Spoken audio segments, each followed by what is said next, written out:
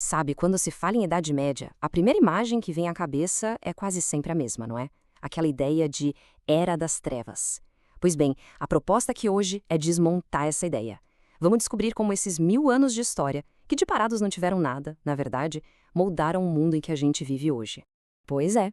Por muito, mas muito tempo mesmo, a Idade Média foi pintada desse jeito. Foi uma narrativa que, olha, pegou forte, especialmente com os pensadores do Iluminismo. Eles viam esse período como um grande hiato de superstição e ignorância, bem no meio do caminho entre a glória de Roma e a luz do Renascimento. Mas e se essa história não for bem assim?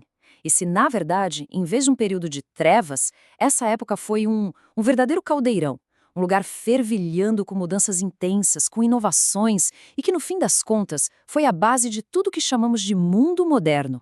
Então, vamos lá. Para a gente entender de verdade a Idade Média, o primeiro passo é esse: esquecer os rótulos, deixar de lado essa ideia de Era das Trevas e olhar para o que aconteceu de fato. Vamos fazer uma reavaliação desse período. Para começar, vamos pensar na escala. São 1000 anos. Imagina! Começa lá em 476, com a queda do Império Romano do Ocidente, e vai até 1453, com a queda de Constantinopla. Não dá para colocar tudo isso num pacote só, né? É um período gigantesco, cheio de transformações profundas, com altos e baixos. Bom, com o fim do Império Romano, a Europa não virou uma terra de ninguém, um caos total. Não foi bem assim. O que aconteceu foi que, das cinzas daquele poder todo centralizado de Roma, começou a nascer uma nova forma de organização, uma nova ordem social e política, a ordem feudal. E olha, a mudança foi radical. Pensa só, saímos de um Império Romano gigante, com um poder central, leis que valiam para todo mundo, uma administração forte, para um sistema completamente fragmentado. O poder agora era local.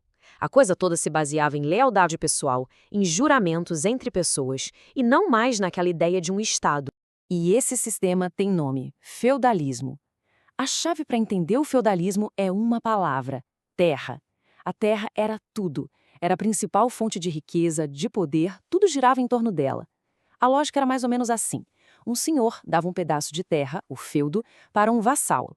Em troca, esse vassalo devia serviço militar e lealdade. A economia era basicamente rural, de subsistência.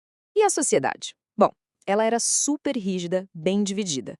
O historiador Jorge Dube resumiu isso de um jeito que ficou famoso, em 3 ordens. Lá no topo, a nobreza, os que guerreavam. Logo abaixo, o clero, os que rezavam. E na base de tudo, sustentando todo mundo, a esmagadora maioria da população, os servos, os que trabalhavam na terra em troca de proteção. Ok, mas aí fica uma pergunta, né? Se a Europa estava toda dividida em pequenos feudos, toda fragmentada, o que dava uma liga nisso tudo? O que unia essa gente? A resposta é uma força que passava por cima de qualquer fronteira, de qualquer reino: a fé. No meio daquele poder político todo espalhado, a Igreja Católica se tornou a grande força que unia todo mundo. E não era só uma questão de vida espiritual, não. A Igreja tinha um poder político e cultural gigantesco. E mais, foi ela que guardou e preservou muito do conhecimento da antiguidade, lá nos mosteiros. E o auge do poder da Igreja, sem dúvida, foram as Cruzadas. A história oficial é que elas foram convocadas para libertar a Terra Santa. Mas, na prática, a coisa era bem mais complexa. Tinha, sim, o fervor religioso, mas tinha também muita ambição política, gente querendo terra, querendo riqueza. O resultado foi um conflito super violento que se arrastou por quase 200 anos. Só que aí vem a grande ironia da história. Esse conflito todo, super violento, acabou tendo uma consequência que ninguém esperava: um intercâmbio cultural gigantesco. Todo o conhecimento super avançado do mundo islâmico, em áreas como medicina, matemática, astronomia, tudo isso começou a chegar na Europa. E isso, de certa forma, ajudou a acordar o continente. E esse fluxo de conhecimento, somado à reabertura de antigas rotas de comércio, foi o motor de outra mudança enorme. Uma mudança que ia, literalmente, transformar a cara da Europa: o renascimento das cidades e do comércio. Exato. O comércio voltou com força, e com ele, as cidades começaram a crescer de novo. E dentro dessas cidades, uma nova classe social começou a aparecer e a ganhar poder: a burguesia. Eram os comerciantes, os artesãos, os banqueiros. A riqueza deles não vinha da terra como da nobreza, vinha do dinheiro, do negócio. E isso Isso começou a abalar as estruturas da velha ordem feudal. E esse renascimento das cidades foi tipo um efeito dominó. Uma coisa foi levando a outra. Rotas comerciais foram reativadas, as primeiras universidades da história surgiram em cidades como Paris, Bolonha, novas tecnologias agrícolas e artesanais apareceram, e a arte explodiu, dando origem a coisas maravilhosas como as catedrais góticas. Mas, depois de séculos de crescimento, de renascimento, o mundo medieval estava prestes a encarar o seu maior teste. Uma série de crises, de catástrofes que iam balançar tudo até a base. O estopim foi a peste negra.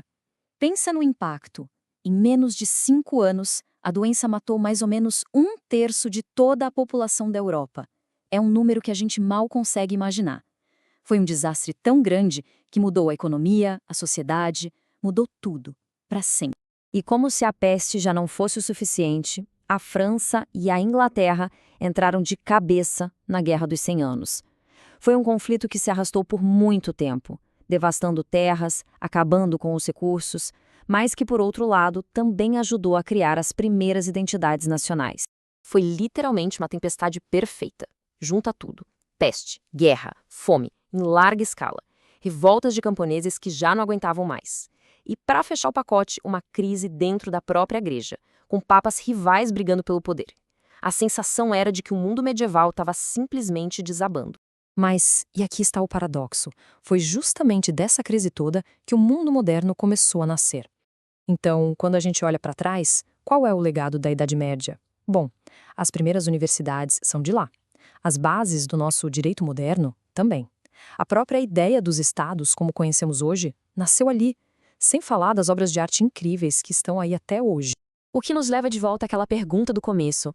Um período que nos deixou de herança as universidades, os estados modernos, uma cultura tão rica. Será que ele merece mesmo ser chamado de Era das Trevas?